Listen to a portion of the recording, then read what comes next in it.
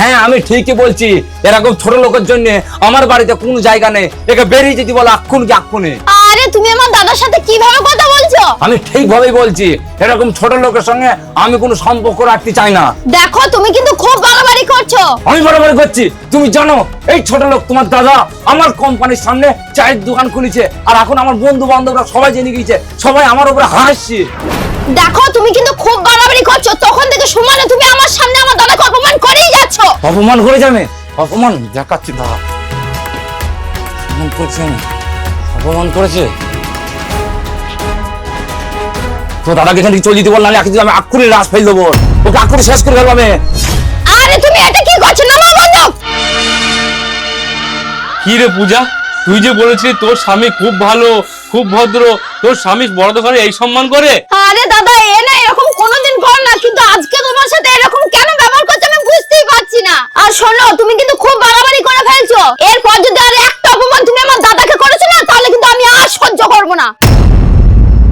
কেন কেন সহ্য করবে না কেন? হয়ে গেল আজকে যখন তোমার সামনে তোমার দাদাকে অপমান করছে, আর এখন তুমি বলছো যে আমি সহ্য করতে পারবো না, তাহলে এই 20টা বছর যে দাদার সঙ্গে আমি বড় হয়েছি, যে দাদার সঙ্গে আমি ঘুরে বেরিয়েছি, সেই দাদাকে তুমি আমার সামনে অপমান করেছো, তাহলে এবার তুমি চিন্তা করো আমি কিভাবে সহ্য করেছি। হ্যাঁ মানে এসব কি বলছো তুমি? হ্যাঁ দাদা, আপনি জানেন না আপনার বোন আমার সঙ্গে কি কি করেছে। আজকে এই বাড়িতে কেউ নেই দাদা, কেউ নেই। এসব কি বলছো? হ্যাঁ দাদা আমি ঠিকই বলছি, বিয়ের আগে আমরা পুরো পরিবার একসঙ্গে থাকতাম এই বাড়িতে, কিন্তু আপনার এই বোনের ওটা সহ্য হতো না। প্রত্যেকটা দিন কারো না কারোর সঙ্গে ঝগড়া করতো, কোনো সময় রান্না নিয়ে ঝগড়া, কোনো সময় জায়গা নিয়ে ঝগড়া, কোনো সময় কাপড় মেলা নিয়ে ঝগড়া। তারপরে এই ঝগড়া করতে করতে করতে আমার দাদাকে বাড়ি থেকে বের করে দিল, তারপরে আমার মাটাও চলে গেল। এখন এই বাড়িতে, এই এত বড় বাড়িতে আমি একা দাদা, একা।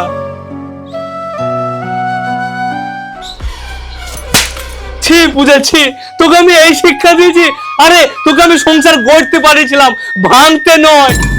আর দাদা আপনি আমাকে ক্ষমা করে দেবেন, আজকে আমি আপনার সঙ্গে এই ব্যাপারটা এই জন্যই করলাম যেন ইয়ে বুঝতে পারে যে নিজের লোকের সঙ্গে যখন কেউ খারাপ ব্যবহার করে তখন কতটা কষ্ট হয়। শোনো তুমি আমাকে ক্ষমা করে দাও, আমি আমার ভুল বুঝতে পেরেছি, আর আমি ভুল যখন করেছি এর প্রায়শ্চিত্ত আমি করব।